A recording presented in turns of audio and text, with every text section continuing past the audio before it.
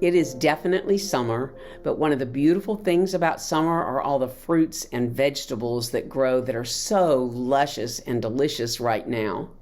I planted some strawberry plants this year in a planter on my deck. Just 3 little plants, but I love to watch the tiny little white flowers turn into little green buds and then beautiful white buds as the strawberries grow before they turn red with that luscious look. I don't get a lot of them, but even getting one just gives me great joy. But the real joy comes when my little 4-year-old grandson comes over and he picks one of those strawberries, runs in the house, rinses it off, and then pops it in his mouth.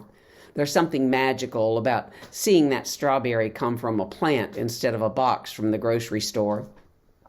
God provided such a luscious garden in Eden.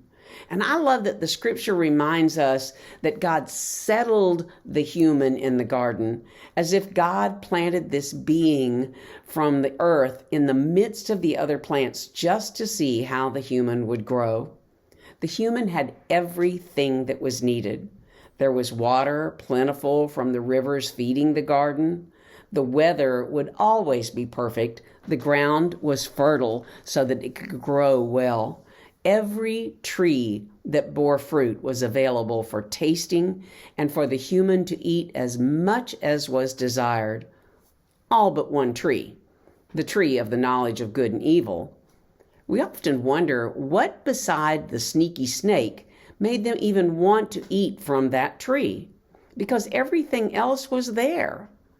Was it that the fruit was so beautiful that it just drew them to the tree, or the scent of the flowers was so intoxicating that they could not be away from it? How would they want that when there were so many others to choose from? What did they feel was missing? Each year, I try to plant a garden.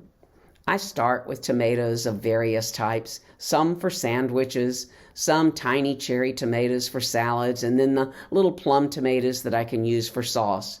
I plant jalapeno peppers, bell peppers, and of course a lot of herbs to see how they would grow. And then the reality of life steps in. My little Eden of joy becomes something else. The weather doesn't cooperate.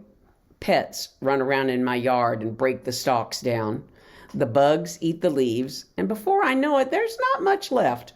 I might have a tomato or a few for my salads, but plenty of jalapeno peppers, they seem to be able to grow no matter what. But I keep trying, hoping that one day the deer won't gobble them up, the dogs won't break them. I'll do better at watering when the rain doesn't come, and the rain will not be so much that it causes the roots to just drown. So each year, I begin again with new hope and renew my garden. Eden was God's creative garden.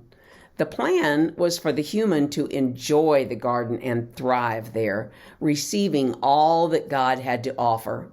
And like my own garden, though, things didn't work out. The why is for another story at another time. And yet the scripture reminds us that eating from the tree of the knowledge of good and evil will cause death. Now we might be simplistic, and we might agree with that sneaky snake that God really would not surely let us die, because we're here. And yet something did die. We lost our innocence.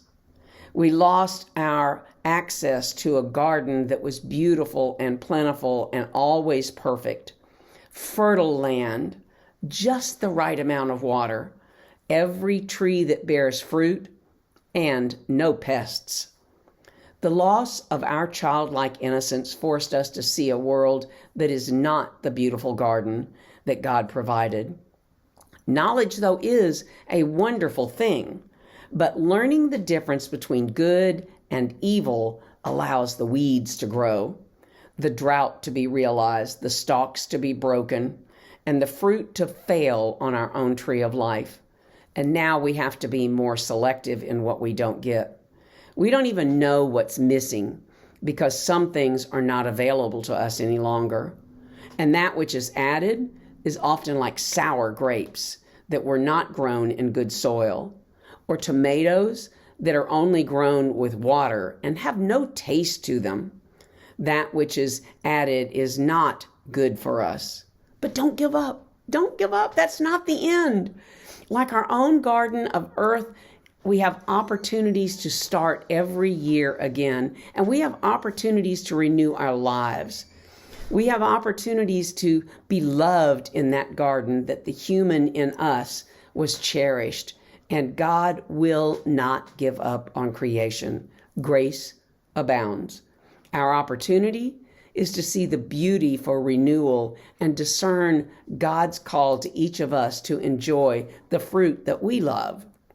God will guide us to living water, to fertile soil, for exceptional growth, for the knowledge of good, because both good and evil were consumed in that moment.